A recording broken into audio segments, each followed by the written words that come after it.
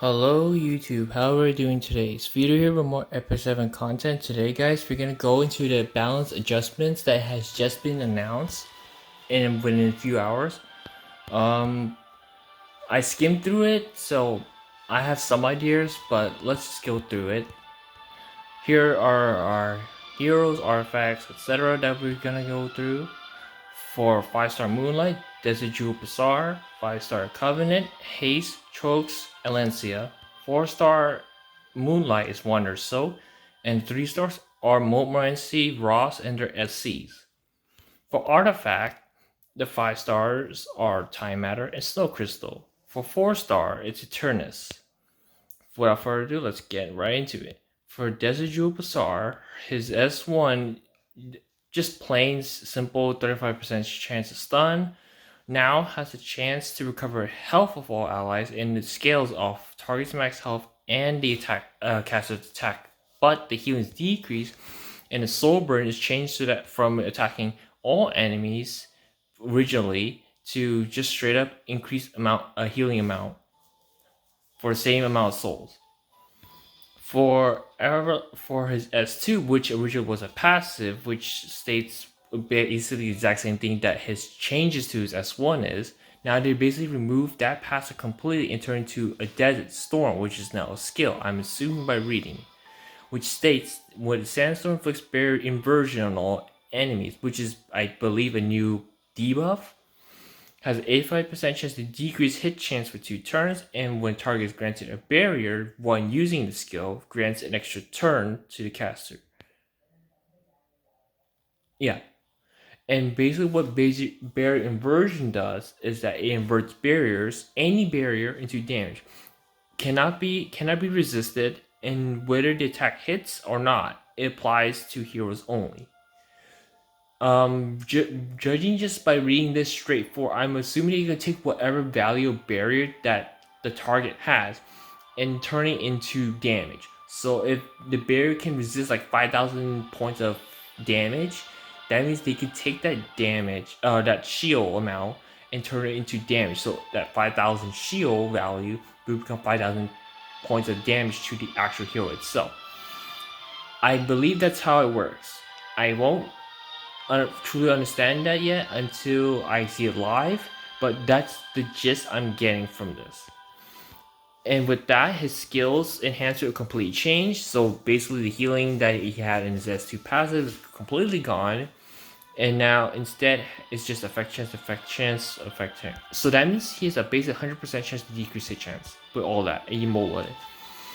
And basically, now judging by how it says 1 turn cooldown, I'm assuming that's literally a skill now. Now it requires 2 souls, and the cooldown is 4 turns. For his S3 Bastard Roar, it has no real changes except for the amount of souls required, which is lessened by 1, and the turn cooldown by 1. And after awakening, instead of 3 turn immunity, you won't get 2 turns.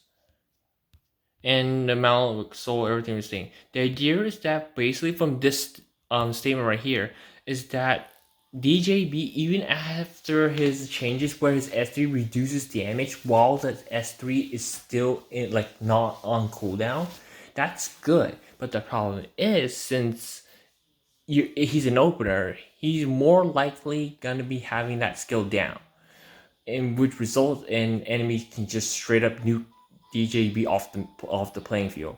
So to make him useful, apparently they're gonna change his passive completely into a skill that can kill barriers and turn them into damage.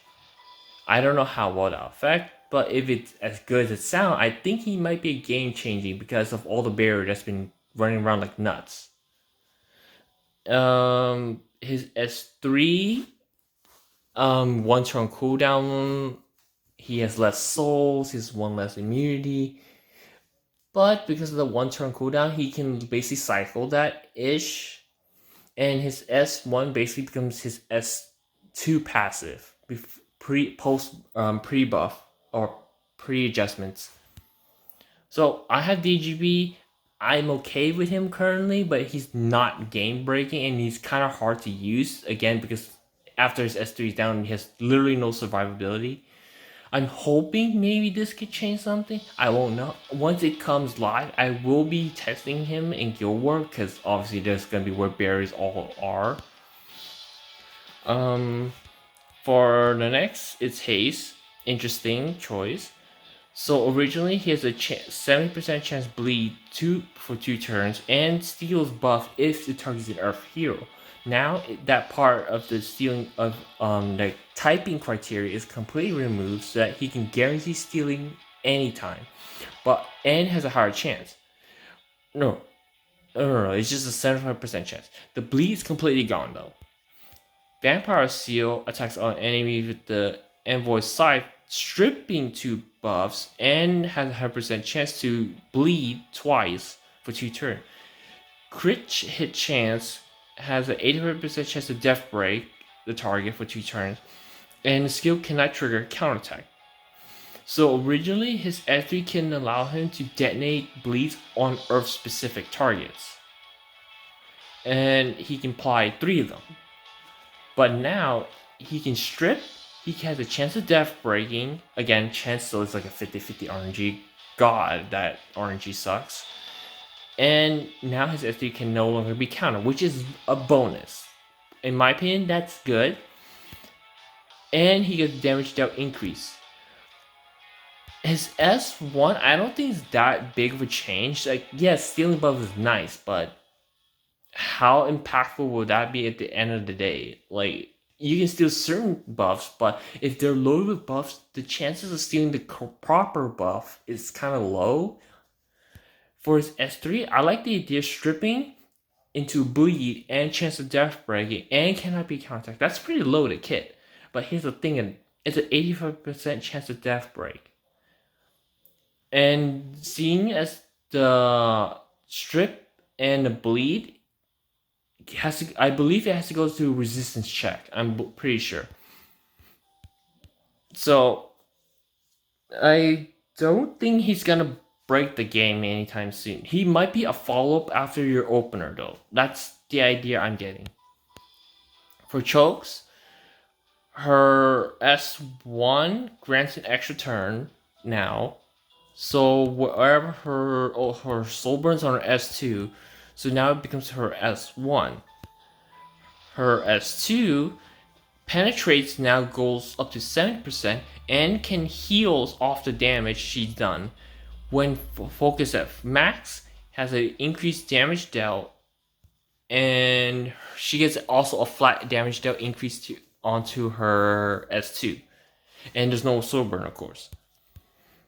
Her S3, everything's the exact same thing, but the addition is that when skills unavailable, when basically after you use it or it gets reset, when an ally gets hit, except for the caster, has a 20% chance to counterattack.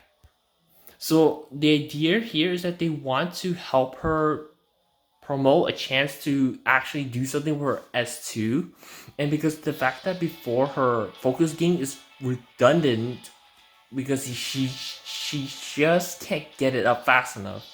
So now the idea is with the counterattacking mechanic that she can now have a chance to get full focus into her S2 for maximum damage.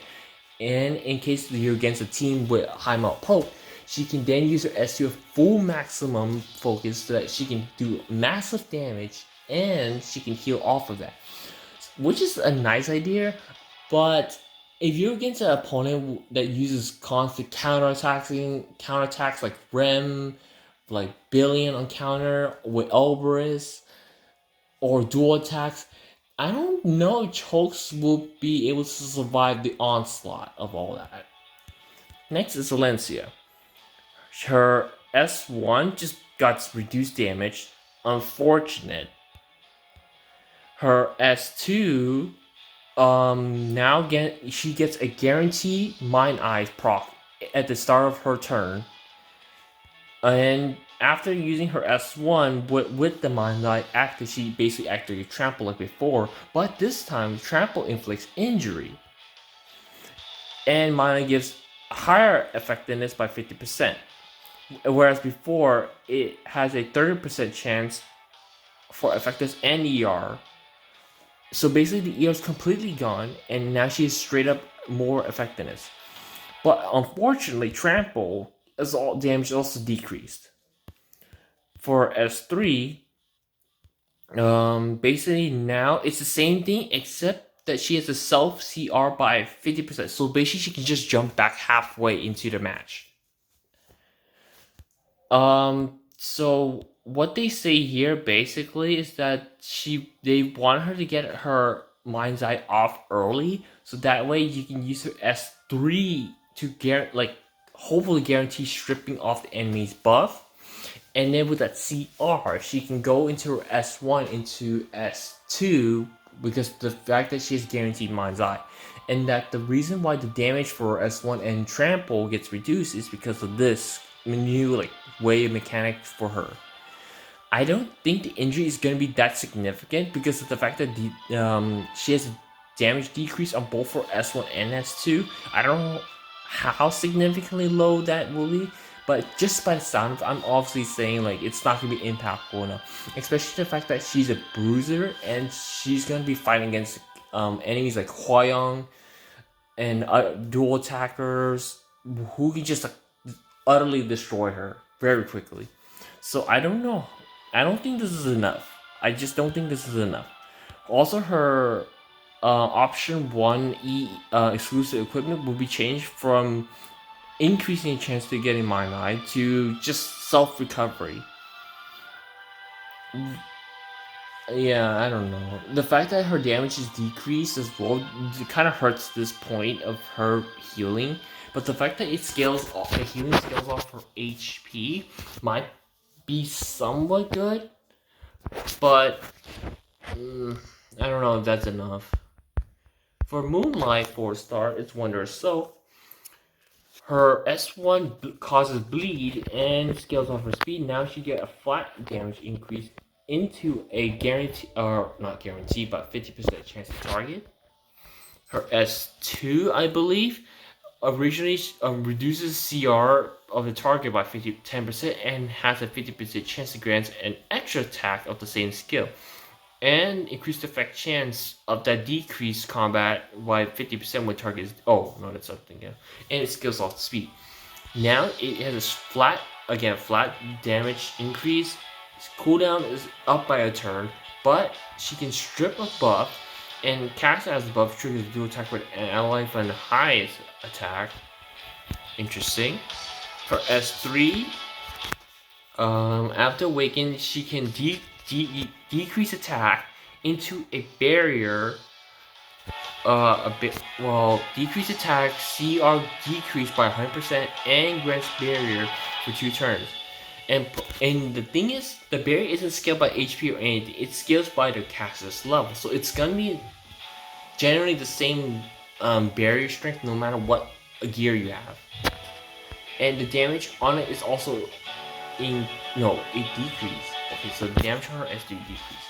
But her S3 now has a silver which guarantees it ignores F-res completely. And her imprints are lower, unfortunately. So for those who want to use her in speed imprinting, I don't think it's gonna be enough. I could be wrong there. But yeah, it's just one of those changes, it sounds good on the surface, but you think about how the meta is right now, I don't think this is enough to bring to the table. Maybe her S2 might become something, because it can strip into a guaranteed dual attack with, not guaranteed, because he needs to have a buff on her. But, yeah, I don't think it's enough.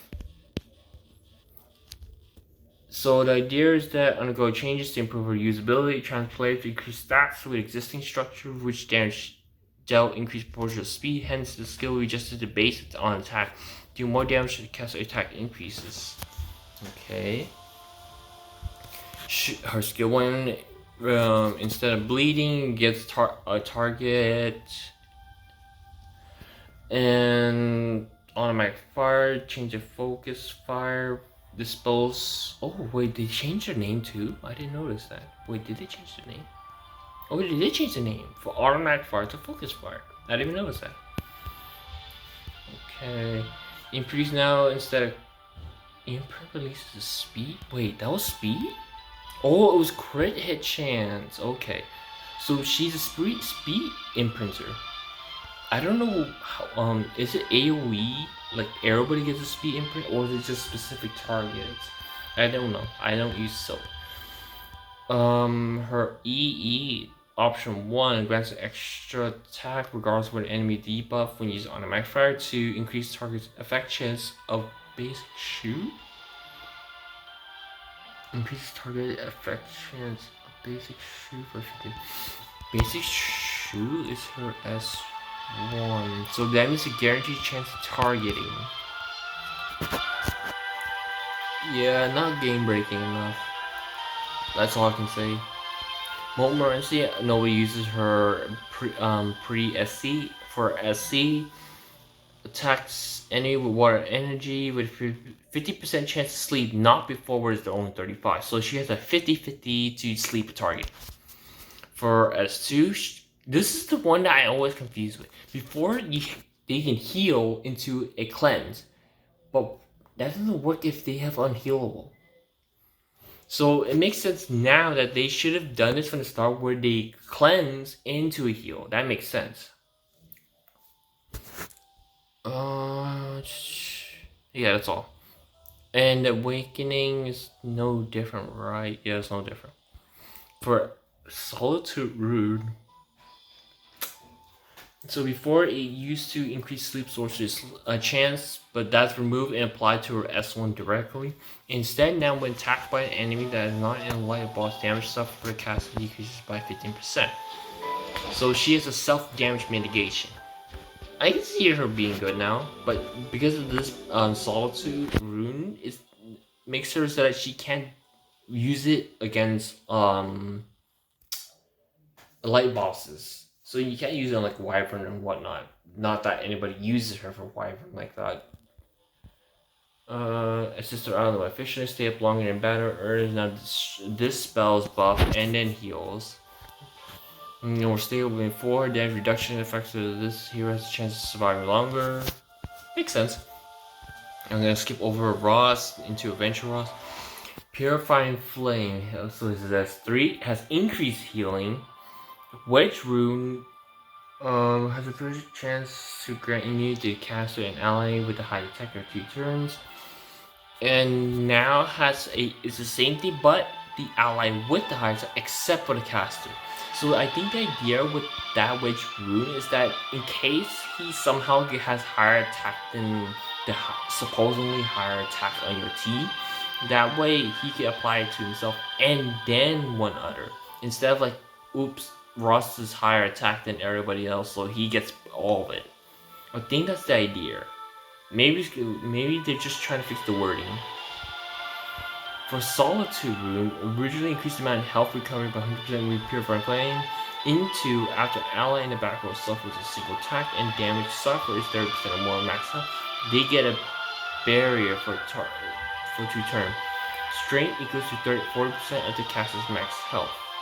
Active once per battle, and that's only to the back row ally. So it's essentially it's gonna give one chance before you get screwed. So you have one chance to come back for your back row hero. Interesting. I don't know how impactful is that. I mean, it makes a difference between your unit in the back row getting killed off early. I mean, I'll take the healing. I'll take the healing, of course. For artifacts, time matter, instead the 18% max 30%, now it has a flat 6%, up to 12%, depending on how much limit breaks you done. And instead of the 18%, now it's 12% up to 24%. So you get a base 6%, and you can scale it up to 12% when you kill a target. I'm saying that's a kind of a good balance. Yeah. Because you get flat damage already, so that helps you into killing a target. So I think that's a good change. For Snow Crystal, it originally gives ER by 20%. Now gives crit hit resistance by 20%. Snow Crystals is Choke's artifact, right? Yeah, I believe so. For the Eternist, originally says increases CR of the caster by 60% max of 12 when debuff ally except for the caster starts a turn. Now, increases CR of the caster by 7%, so it is a 1% higher base. Basically 7%, which is plus 15, up to 14%, which is plus 30 when ally has a debuff the enemy's turn. So it's not at the end of casters. Oh no, at the start, debuff ally except. So it's no longer following your teammate's start turn. It follows the end of the enemy's turn, but can only be activated once a turn. Sounds good? I don't know. The thing is, like, I don't use this artifact, and I don't think I will. Yeah, that's all I can say for that. Yeah, that's pretty much it. Yeah, this kind of went longer than expected, but I want to give, like, my fullest opinion. If anyone wants to contradict anything I say, you want to add something to that, comment down below. I'm willing to listen to every opinions. Any backlashes against me, maybe because I'm biased or because I'm just like saying this and that. But yeah, I'm making this because some of my guildmates want opinions on Desert Druid Bazaar. I was like, why not kill two birds with one stone? So yeah, here's the video. Interesting balance patch. I'm gonna wait for Desert Druid Bazaar, of course, because I have him, and I hope that somehow this change could be impactful enough for him to actually be more relevant than he is. Well, we have to wait and see until June 9. That's pretty much it. Thank you all for time for watching. Interesting patch notes. Again, comment down below if you got anything to say about what I've said in this video. And yeah, have a good day. Severity here, signing out.